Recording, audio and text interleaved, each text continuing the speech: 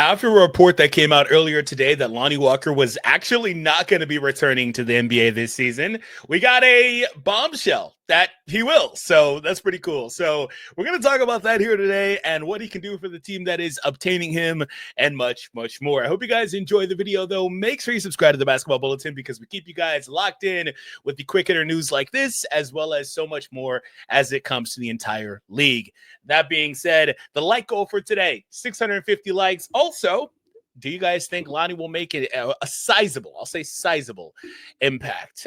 For me personally, I don't know if he'll make a sizable one, but it is nice to see him back in the NBA because I felt like he was somebody, there's a lot of these guys that fall into the same situation where they're like talented enough to be on a roster, but there's no roster spots open for these guys. And I thought Lonnie was somebody that fell into that bubble. Maybe you disagree, of course, but that's at your own discretion. Please let me know if you feel that way.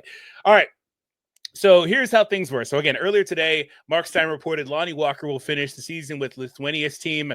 According to his agent, Walker, 26, plans to return to the NBA next season. He had an NBA buyout in his EuroLeague deal through February 18th.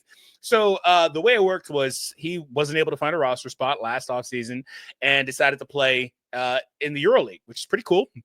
Of course, taking that opportunity, and he was playing there. He had until the 18th to decide if he was going to stay or buy out the contract and return to the NBA for a post-deadline run with a team. And here's how Lonnie's production had looked.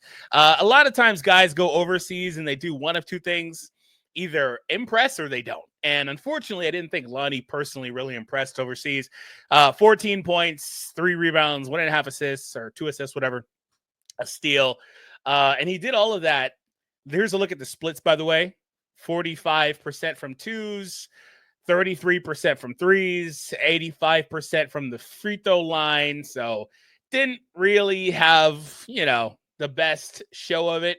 And then when he did have games where he had good production, like I guess his last game here, he played 27 minutes, 25 points, but a bit of chucking here, 3 of 11 from 3, so on and so forth. That's how the game kind of looked for him. So he didn't have the best showing, but I do think that he could be somebody, like I said, that could make an impact on a team. Now, the team in question that's obtaining him, Shams reported just a little bit ago that Lonnie has agreed on a 2-year, $3 million deal with the Sixers. His agent says Walker has played in the EuroLeague and had an NBA out in his deal. He now enters his 7th NBA season.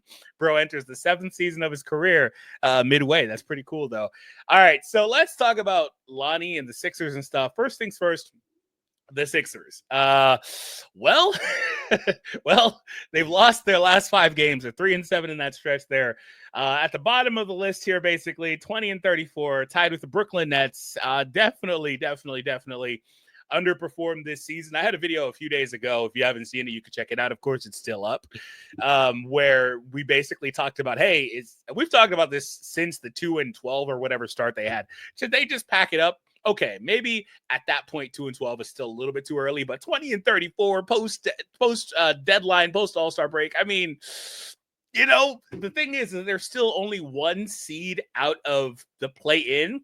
I'd assume Chicago's going to drop. They want to drop. They traded Zach LaVine, weren't able to get off of some of the other guys there, but I'd assume they will drop. The rest of the teams, though, above them want to be in the playoffs, want to be competitive, so I don't really know what else will happen. So that's where things are a little bit weird.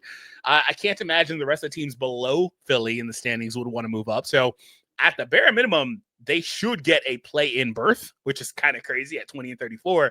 But just all that to be matched up with Boston or Cleveland in the first round, I don't know, but we'll see what happens ultimately. But I had a video talking about it because KG said that he thought that Joel Embiid should just get the surgery because Joel's already saying he's probably going to need another surgery in the offseason. He entered this season, his body has apparently not responded the way that they wanted him to off of the previous surgery. So he's going to need another surgery. He entered this season not being able to play a lot of games. I think he's only played 17 games or so. It's just a mess, right? So for Philly, and then that's not all of it. They had Jared McCain, who was on a tear, go out pretty early. PG has been in and out, and then when he's been there, has not been great. He's apparently getting shots just to be able to play, which is crazy right now. That's much more common in the playoff period. They did recently acquire Quentin Grimes.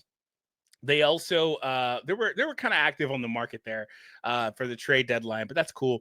Tyrese Maxey, 46 games. He's been great this year. 27 points, 3 rebounds, 6 assists. But Joel's only played 17, like I said, at 30 minutes. They're just such a weird team, right? And then you look at the games played. Look at the sorting here. Like a lot of these guys have been in and out. Yabusele has been awesome for them. Kelly has been great for them too. Tyrese, like I said, Ricky Council. But then you get down here, a lot of their guys that you would expect to play a good portion of the games have just not been able to. So they're in a weird spot. And then ultimately, I do think they could use another ball creator on their team. I do think they could use that. I want to go ahead and just see who all they have at the point guard position anyway. They got a few. Kyle, okay. Tyrese, Jared Butler. Yeah, they don't really have much here. Jared McCain went out. Like, they don't really have much here. So they could use another ball creator. And certainly with Lonnie, that's what they're going to get, because Lonnie's production, I did a video on him basically a month ago. So I know all this stuff's still fresh. So I'm not going to pull up all his stats here, but what I'll tell you is the truth. Lonnie is a one-way player in that you give him the ball and he either scores or he doesn't. Simple. He's not playmaking. He'll every now and again, just like anybody else.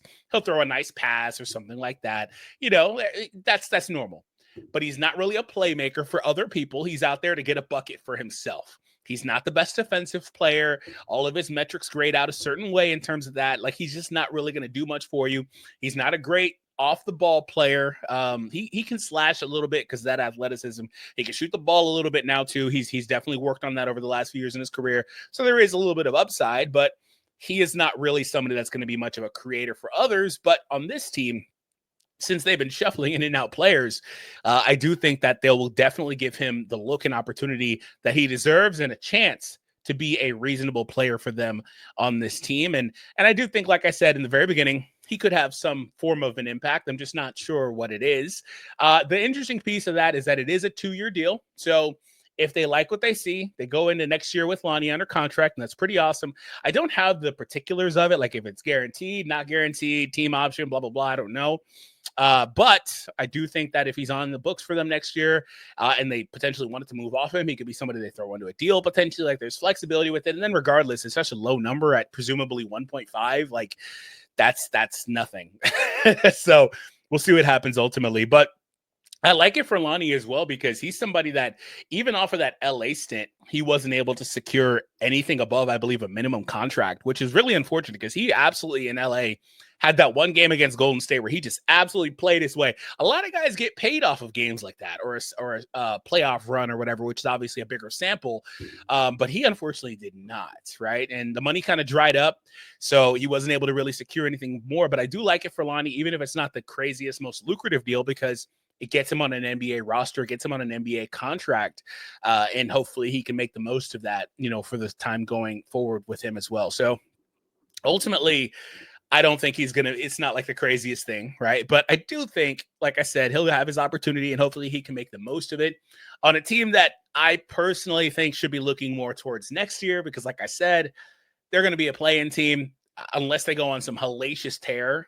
They're going to be a play-in team. And at that point, what's the point? Really, you should probably be just getting this draft pick, all that stuff. But if you're interested more in that topic, like I said, the draft pick, etc., you can click on the video on the screen, and that'll take you right over there to the video I did a couple of days ago. And I'll see you guys there. Thank you so much for tuning in, and I'll see you guys later.